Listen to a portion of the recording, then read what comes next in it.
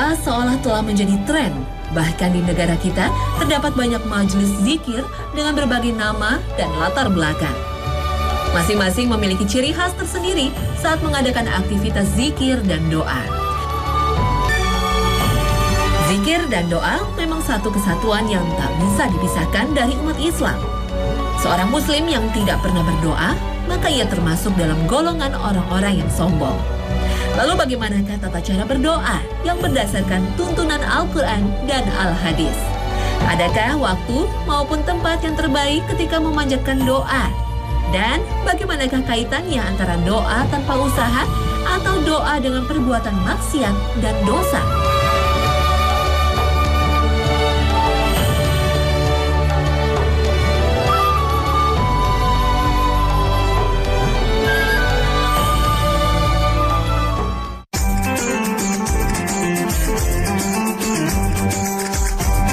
Assalamualaikum warahmatullahi wabarakatuh. Selamat pagi pemirsa Trans 7. Hasanah Ensiklopedia Islam Dunia pagi ini kembali hadir ke hadapan Anda untuk berbagi pengetahuan dan saling menasehati dalam kebajikan. Doa sejatinya adalah salah satu bentuk ibadah yang tidak bisa dipisahkan dari kehidupan kita. Sayangnya masih banyak orang yang jarang berdoa, bahkan meninggalkan doa. Salah satu contohnya, banyak orang ketika selesai sholat langsung pergi tanpa melakukan zikir dan tak ada penyesalan dalam hidupnya.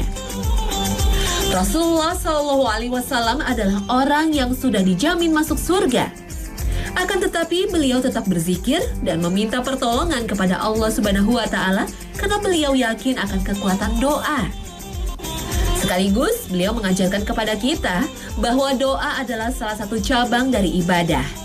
Sebagaimana sabda Rasulullah SAW, doa itu adalah ibadah. Hadis riwayat Tirmizi. Karena doa adalah ibadah, maka orang yang berdoa harus melakukannya dengan baik dan benar menurut anjuran Al-Quran dan Al-Hadis. Imam Ibnu Qayyim Al-Jauziyah merinci beberapa tahapan dalam berdoa. Di antaranya adalah: pertama, doa hanyalah ditunjukkan kepada Allah semata. Doa tidak boleh ditunjukkan kepada selain Allah dan tidak boleh melalui perantara orang-orang yang sudah meninggal. Sebagaimana Rasulullah SAW ketika memberikan sebuah nasihat kepada Abdullah bin Abbas. Hai anak muda, aku akan mengajarimu beberapa kalimat, yaitu peliharalah ketetapan Allah, niscaya Dia akan memeliharamu. Apabila engkau memohon, memohonlah kepada Allah. Apabila engkau meminta bantuan, mintalah bantuan kepada Allah. Ketahuilah bahwa sesungguhnya seandainya umat berhimpun untuk memberi sesuatu manfaat kepadamu, mereka tidak mampu memberimu kecuali sesuatu yang telah ditetapkan oleh Allah untukmu. Seandainya pun mereka berhimpun untuk menjatuhkan mudarat kepadamu, mereka tidak mampu menjatuhkannya kepadamu kecuali sesuatu yang telah ditetapkan oleh Allah Subhanahu wa Ta'ala untukmu. Pena-pena telah diangkat dan lembaran telah ditutup. Hadis riwayat Tirmizi. Seorang yang berdoa diperintahkan untuk merendahkan diri dan menundukkan hati di hadapan Allah Subhanahu wa Ta'ala. Sebagaimana firman Allah dalam surat Al-A'raf ayat 55, yang artinya, berdoalah kepada Tuhanmu dengan merendahkan diri dan suara yang lembut. Sesungguhnya Allah Subhanahu wa Ta'ala tidak menyukai orang-orang yang melampaui batas. Al-Quran surat Al-A'raf ayat 55. Berdoa haruslah meminta dengan permintaan yang pantas dan bermanfaat, sebagaimana permintaan Ibrahim alaihissalam agar diberikan seorang anak yang soleh. Begitu juga dengan doa Rasulullah yang meminta agar diberikan kemenangan dalam perang Badar. Atau mintalah dalam berdoa sesuai dengan apa yang kita butuhkan. Sebelum berdoa, maka disunahkan memuji Allah Subhanahu wa Ta'ala terlebih dahulu dan membaca sholawat kepada Nabi Muhammad SAW. Sebagaimana sabda Rasulullah SAW, apabila salah seorang di antara kamu berdoa, hendaklah dia memulai dengan memuji Tuhannya yang Maha Suci, lalu berselawat untuk Nabi Muhammad SAW, kemudian berdoalah sesuai dengan yang diinginkan. Hadis riwayat Abu Daud dan Tirmizi. Doa yang baik dipanjatkan dalam bahasa sederhana yang menunjukkan kerendahan hati. Selain itu, doa juga diucapkan dalam kalimat yang padat dan singkat. Berdoa memang bisa dilakukan di mana saja dan kapan saja. Namun sejatinya Rasulullah SAW pernah menjelaskan bahwa dalam Islam ada beberapa tempat di mana jika kita berdoa akan dikabulkan oleh Allah Subhanahu wa Ta'ala. Di tanah suci terdapat beberapa tempat yang memiliki keutamaan untuk melaksanakan ibadah dan tempat yang mustajab untuk berdoa. Bahkan karena begitu tingginya keutamaan itu, banyak orang yang setiap tahun berangkat ke tanah suci untuk melaksanakan ibadah haji dan umroh, sekaligus berdoa kepada Allah untuk meminta segala kebutuhan dalam hidupnya. Berikut ini adalah beberapa tempat yang paling utama dalam ibadah dan tempat utama dalam berdoa. Pertama, Masjidil Haram. Rasulullah SAW bersabda, yang artinya, "Salat di masjidku lebih utama 1000 kali salat dibandingkan salat di masjid yang lain kecuali Masjidil Haram. Dan salat di Masjidil Haram lebih utama 100.000 kali lipat dibandingkan salat di masjid yang lain." Hadis riwayat Ibnu Majah. Kedua, Multazam. Disinilah tempat dikabulkannya doa, sebagaimana sabda Rasulullah SAW dalam sebuah hadis. Multazam adalah tempat dikabulkannya doa. Tidak ada satupun doa seorang hamba di Multazam kecuali akan dikabulkan. Hadis riwayat Ahmad. Ada juga sebuah riwayat yang diceritakan oleh Ibnu Abbas, di mana Rasulullah SAW bersabda, yang artinya, tempat di antara sudut Ka'bah dan makom Ibrahim adalah Multazam. Setiap orang sakit yang berdoa di sana pasti akan sembuh. Hadis riwayat Ahmad. 3. Makom Ibrahim. Dalam kitabnya Qudaya Al-Mar'ah fi Al-Hajj wal Umrah, Dr. Ablah Muhammad Al-Khalawi menulis bahwa di antara keutamaan makom Ibrahim adalah dikabulkannya setiap doa yang dipanjatkan di sana. Tempat keempat adalah Hijr Ismail. Hijr Ismail berada di Masjidil Haram, letaknya antara Rukun Syamin dan Rukun Iraqi, yang diyakini menjadi salah satu tempat dikabulkannya doa. Disinilah Nabi Ismail pernah tinggal dengan ibunya Siti Hajar. Di sini pula mereka dimakamkan. Hijr Ismail dipagari oleh tembok rendah yang dikenal dengan sebutan Al-Haitam yang berbentuk setengah lingkaran. Hijr Ismail merupakan bagian dari Ka'bah. Hal ini telah diperjelas dengan hadis Nabi yang diriwayatkan oleh Abu Daud yang diterima dari Siti Aisyah. Sebagaimana sabda Rasulullah SAW, "Aku sangat ingin memasuki Ka'bah untuk melakukan sholat di dalamnya." Rasulullah SAW membawa Siti Aisyah ke dalam Hijr Ismail sambil berkata, "Sholatlah kamu di sini jika kamu ingin sholat di dalam Ka'bah. Karena ini termasuk sebagian dari Ka'bah." Hadis riwayat Abu Daud. Adapun ibadah yang dapat dilakukan di tempat ini adalah melakukan sholat sunnah, berdoa, dan berzikir. Tidak ada amalan wajib yang mesti dilakukan di tempat ini kecuali amalan sunnah. Dan tidak ada hubungannya dengan rukun wajib haji atau umroh. Tempat kelima adalah sudut Yamani. Diriwayatkan dari Abu Hurairah radhiyallahu anhu bahwa Rasulullah SAW bersabda, "Ada 70 malaikat yang memegang rukun Yamani. Barang siapa berdoa, 'Ya Allah, berilah aku ampunan dan kesehatan di dalam agama, dunia, dan akhirat. Ya Tuhan kami, berilah kami kebaikan di dunia dan kebaikan di akhirat. Dan jauhkanlah diri kami dari siksa api neraka.' Maka 70 malaikat tersebut akan berkata, 'Amin, kabulkanlah doanya.'" Hadis riwayat Ibnu Majah. Tempat keenam adalah Syafa dan Marwah. Diriwayatkan dari Jabir dari Abdullah bahwa Rasulullah SAW pergi menuju Syafa hingga melihat Ka'bah, lalu mengucap kalimat tauhid, tahmid, dan takbir sebanyak 3 kali.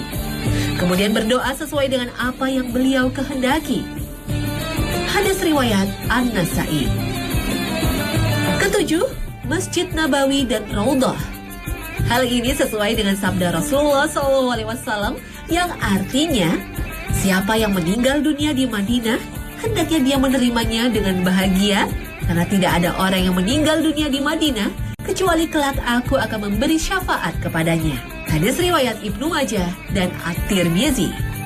Masjid Nabawi merupakan masjid Nabi Muhammad SAW yang terletak di kota Madinah. Sebagaimana Masjidil Haram di Mekah, Masjid Nabawi memiliki keutamaan, yaitu dilipat gandakan pahala sholat bagi siapa saja yang melakukan sholat di sana. Rasulullah SAW bersabda, sholat di masjidku lebih utama 1000 kali sholat dibandingkan sholat di masjid yang lain, kecuali Masjidil Haram. Hadis riwayat Ibnu Majah. Orang yang mengerjakan sholat arba'in di Masjid Nabawi akan dicatat sebagai orang yang bebas dari neraka, siksa, dan kemunafikan. Hadis riwayat Ahmad dan At-Tabrani. Di Masjidil Haram ada sebuah tempat yang dijuluki Taman Surga. Tempat ini bernama Ar-Raudhah. Ar-Raudhah adalah ruang di antara mimbar dan makam Rasulullah SAW. Keutamaan Ar-Raudhah tergambar dalam hadis di mana Rasulullah bersabda, tempat antara rumahku dan mimbarku adalah taman dari taman-taman surga. Hadis riwayat Muslim. Allah Subhanahu wa Ta'ala memberikan masing-masing waktu dengan keutamaan dan kemuliaan yang berbeda-beda. Di antaranya, ada waktu-waktu tertentu yang sangat baik bagi seorang hamba berdoa. Sayang, kebanyakan orang menyia-nyiakan kesempatan itu. Mereka mengira bahwa seluruh waktu memiliki nilai yang sama dan tidak berbeda. Bagi setiap muslim, seharusnya memanfaatkan waktu-waktu yang utama dan mulia untuk berdoa agar mendapatkan keutamaan dalam berdoa. Yang pertama adalah waktu di sepertiga akhir malam. Di saat inilah Allah Azza wa Jalla turun ke langit dunia. Dalam sebuah hadis, Rasulullah bersabda, sesungguhnya Rabb kami yang maha berkah lagi maha tinggi turun setiap malam ke langit dunia hingga tersisa sepertiga akhir malam. Lalu berfirman, barang siapa yang berdoa, maka aku akan kabulkan. Barang siapa yang memohon, pasti aku akan perkenankan. Dan barang siapa yang meminta ampun, pasti aku akan mengampuninya. Hadis Sahih Al-Bukhari. Waktu kedua adalah saat berbuka puasa bagi orang yang berpuasa, sesuai dengan sabda Rasulullah SAW. Sesungguhnya bagi orang yang berpuasa pada saat berbuka adalah doa yang tidak ditolak. Hadis riwayat Ibnu Majah. Usai sholat fardu juga termasuk waktu yang terbaik untuk berdoa. Dalam sebuah hadis, Rasulullah SAW bersabda, dari Abu Umamah sesungguhnya Rasulullah SAW ditanya tentang doa yang paling didengar oleh Allah Subhanahu wa Ta'ala. Beliau menjawab, di pertengahan malam yang akhir dan setiap selesai sholat fardu. Hadis riwayat At-Tirmizi. Waktu doa terbaik lainnya adalah yang dipanjatkan saat sebuah perang berlangsung. Rasulullah SAW bersabda yang artinya, ada dua orang yang tidak tertolak atau jarang tertolak. Doa pada saat azan dan doa tatkala perang berkecamuk. Hadis riwayat Abu Daud. Waktu doa berikutnya adalah pada hari Jumat. Rasulullah bersabda dalam sebuah hadis tentang keutamaan doa di hari Jumat, yang artinya, sesungguhnya pada hari Jumat ada satu saat yang tidak bertepatan seorang hamba muslim sholat dan memohon sesuatu kebaikan kepada Allah, melainkan akan diberikan padanya. Beliau berisyarat dengan tangannya akan sedikitnya waktu tersebut. Hadis riwayat Al-Bukhari. Waktu sesaat itu tidak bisa diketahui secara pasti, dan masing-masing riwayat menyebutkan waktu itu secara berbeda-beda. Sebagaimana yang telah dijelaskan oleh Imam Ibnu Hajar Al-Asqalani dalam Fathul Bari. Ada juga yang berpendapat ketika dimulainya khotib naik mimbar untuk khutbah, sampai waktu asar menjelang datangnya sholat maghrib. Waktu bangun tidur pada malam hari termasuk waktu yang terbaik untuk berdoa. Tentunya bagi orang yang sebelum tidur telah dalam kondisi suci dan berzikir kepada Allah Subhanahu wa taala. Sebagaimana sabda Rasulullah sallallahu alaihi wasallam yang artinya, tidaklah seorang hamba tidur dalam keadaan suci lalu terbangun pada malam hari kemudian memohon sesuatu tentang urusan dunia atau akhirat, melainkan Allah akan mengabulkannya. Hadis riwayat Ibnu Majah. Waktu antara azan dan iqamah juga waktu yang baik untuk berdoa. Di saat inilah doa yang dipanjatkan tidak akan ditolak. Begitupun doa di waktu sujud ketika sholat. Sujud di saat dimana Allah Subhanahu wa taala dekat dengan hambanya. Karena itu perbanyaklah doa dengan sungguh-sungguh. Dalam sebuah hadis, Rasulullah Shallallahu alaihi wasallam bersabda, "Adapun pada waktu sujud, maka bersungguh-sungguhlah berdoa, sebab saat itu sangat tepat untuk dikabulkan." Hadis riwayat Muslim. Saat hujan turun juga merupakan waktu yang terbaik untuk memanjatkan doa. Imam Nawawi berkata, penyebab doa waktu kehujanan tidak ditolak atau jarang ditolak karena pada saat itu sedang turun rahmat Allah, khususnya curahan hujan pertama di awal musim. Rasulullah SAW pun bersabda dalam sebuah hadis tentang keutamaan berdoa saat turun hujan. Dua doa yang tidak pernah ditolak, doa pada waktu azan dan doa pada waktu kehujanan. Mustadrak Hakim dan disahihkan oleh Az-Zahabi, disahihkan oleh Al-Albani dalam Shahihul Jami. Salah satu keutamaan bulan Ramadan adalah malam Lailatul Qadar. Dalam malam yang mulia ini juga menjadi salah satu waktu terbaik untuk berdoa. Imam Asy-Syaukani berkata bahwa kemuliaan Lailatul Qadar bahwa setiap orang kalau berdoa pasti akan dikabulkan. Tuhfatut Zakirin. Dalam Al-Quran surat Al-Qadar, Allah Subhanahu wa taala berfirman, yang artinya, malam kemuliaan itu lebih baik dari 1000 bulan. Pada malam itu turun malaikat-malaikat dan malaikat Jibril dengan izin Tuhannya untuk mengatur segala urusan. Malam itu penuh kesejahteraan sampai terbit fajar. Al-Quran surat Al-Qadar ayat 3 hingga 5. Terakhir, waktu terbaik untuk berdoa adalah saat berada di padang Arafah. Seperti yang dikisahkan dalam sebuah hadis dari Amr bin Shu'aib radhiyallahu anhu, dari bapaknya, dari kakeknya, bahwasannya Nabi SAW bersabda, sebaik-baik doa adalah pada hari Arafah. Hadis riwayat At-Tirmizi.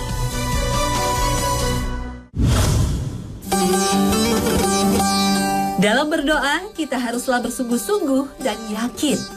Berbaik sangka kepada Allah Subhanahu wa taala dan optimis bahwa Allah taala akan mengabulkan doa-doa kita. Tapi bukan berarti Allah Subhanahu wa taala akan selalu mengabulkan semua doa. Ada sejumlah penyebab mengapa doa tak akan dikabulkan. Di antaranya adalah makanan. Lalu makanan, minuman, dan pakaian yang berasal dari harta yang haram. Karena orang yang memakan makanan haram, meminum minuman haram, berpakaian dengan pakaian yang didapatkan dengan cara yang haram, maka doanya tidak akan dikabulkan. Sebagaimana sabda Rasulullah Sallallahu Alaihi Wasallam. Dari Abu Hurairah, ia berkata, Rasulullah Sallallahu Alaihi Wasallam bersabda, wahai sekalian manusia, sesungguhnya Allah itu baik. Dia tidak akan menerima sesuatu, melainkan yang baik pula. Dan sesungguhnya Allah telah memerintahkan kepada orang-orang mukmin seperti yang diperintahkannya kepada para rasul. Firman-Nya, wahai para rasul, makanlah makanan yang baik-baik, halal, dan kerjakanlah amal soleh. Sesungguhnya aku maha mengetahui apa yang kamu kerjakan. Dan Allah juga berfirman, wahai orang-orang yang beriman, makanlah rezeki yang baik-baik yang telah menceritakan kepada kami, telah kami rezekikan kepadamu. Penyebab lain ditolaknya doa adalah isi doa itu sendiri. Doa yang berisi kejelekan dan pemutusan tali silaturahmi tidak akan dikabulkan. Dalam berdoa haruslah khusyuk. Doa juga tak boleh dipanjatkan dengan tergesa dan ingin segera dikabulkan. Karena ini justru menjadi penyebab ditolaknya doa. Begitupun jika berdoa dengan cara lalai dan tidak yakin akan dikabulkan. Doa tanpa kesungguhan bahwa kita membutuhkannya juga termasuk doa yang ditolak. Sebagaimana Rasulullah SAW bersabda, yang artinya, janganlah salah seorang dari kalian mengatakan, ya Allah, ampunilah aku jika engkau kehendaki, dan rahmatilah aku jika engkau berkehendak. Akan tetapi, hendaknya ia bersungguh-sungguh dalam meminta, karena Allah sama sekali tidak ada yang memaksa. Hadis riwayat Bukhari.